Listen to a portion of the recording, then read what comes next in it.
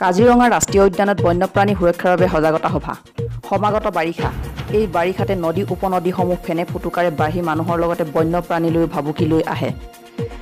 বাৰিষা ৰাষ্ট্ৰীয় উদ্যানৰ বিস্তীৰ্ণ এলেকা বানপানীৰ কৰাল গ্ৰাসত পৰাৰ ফলত বন্যপ্ৰাণীসমূহ জনাঞ্চলত প্ৰৱেশ কৰি এক হাহাকাৰ পৰিৱেশৰ সৃষ্টি কৰে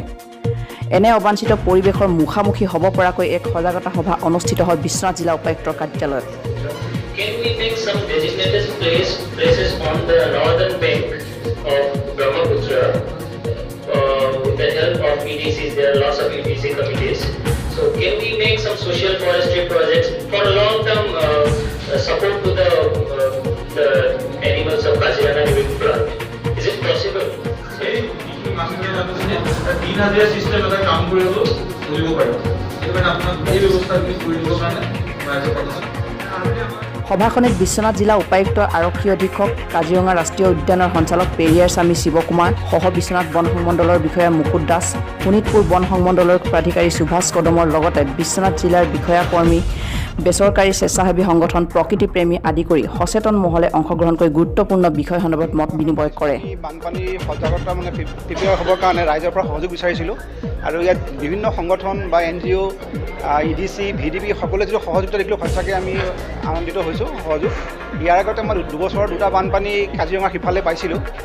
আগতে সেইখিনি অভিজ্ঞতা আৰু ইয়াত ৰাইজৰ সহযোগিতা এই দুইটা মিলাই পেলাই হয়তো আশা কৰিছোঁ যথেষ্ট আমি সফল হ'ব পাৰিম এইবাৰ 18 চনত ইয়াত 216টা পশু উদ্ধাৰ কৰিছিল ৰাইজে মানে ষ্টাফে ৰাইজৰ সহযোগ উদ্ধাৰ কৰিছিল